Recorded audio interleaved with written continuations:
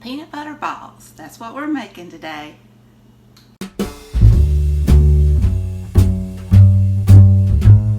Hi, I'm Susan.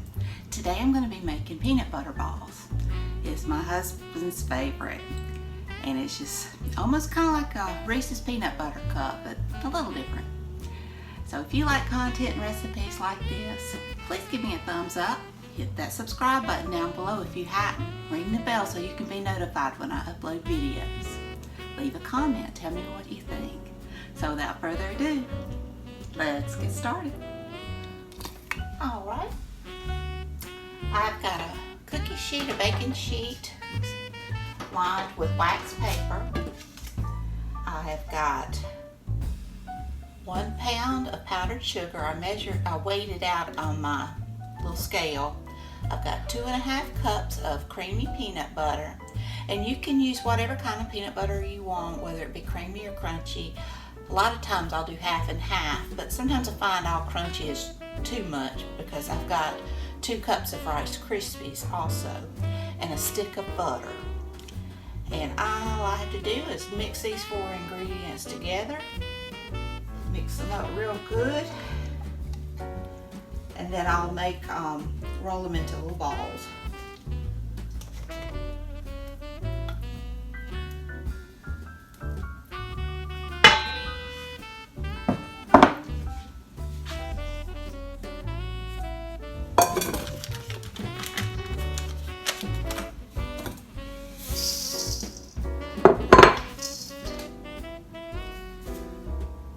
And the best way to mix this is just getting in there with your hands.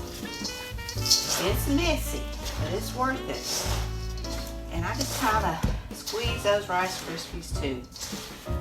Get one solid dough-like mass. And this is probably my husband's favorite. He loves Reese's peanut butter cups. And all these aren't like exactly like them. They're very, very good.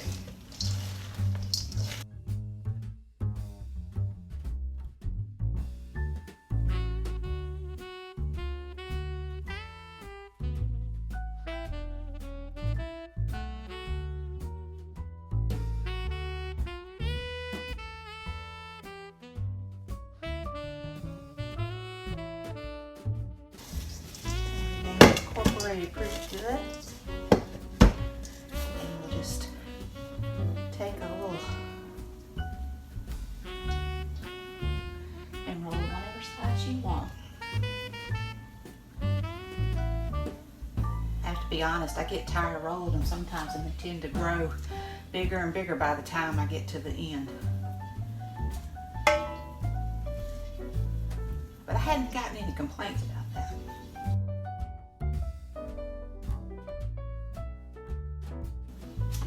I'll see you when I get through rolling them out.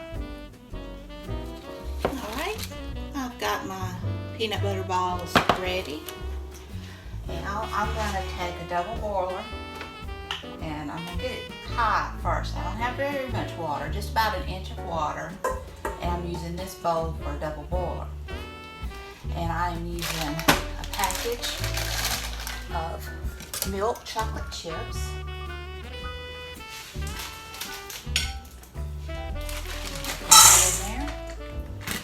And this is paraffin wax. You don't have to grate it. I grate it because it's easier to melt. And I like to go ahead and be done with this. But this is what I got. And it's just, you grate, or you use 3/4 of a block. And there's 4 blocks in there, and I got this much left over. And that'll just help the coating to harden and stay. Now, we just want to melt this in this double boiler. Once this comes to a boil, the water underneath, I will cut it down to a simmer so it won't scorch my chocolate. And I'll see you then. Alright, all good and melted.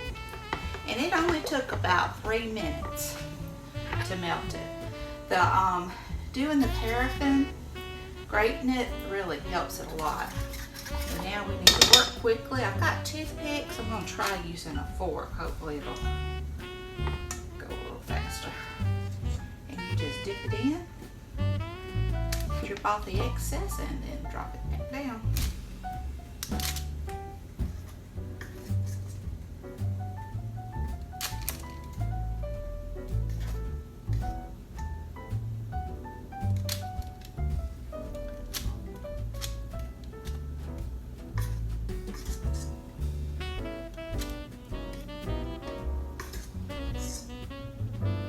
I love making candy, but I have to say I'm not patient when it comes to stuff like this.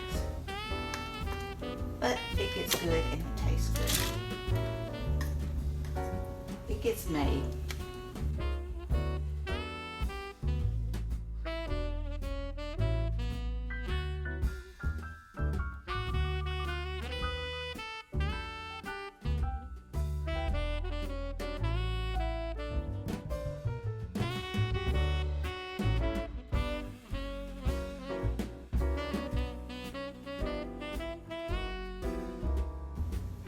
I'll see you when I'm done.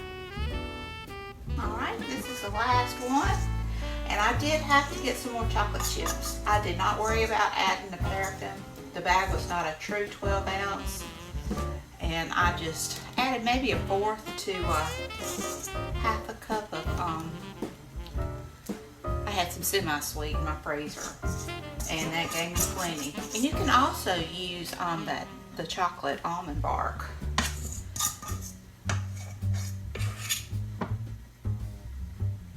These have already set up.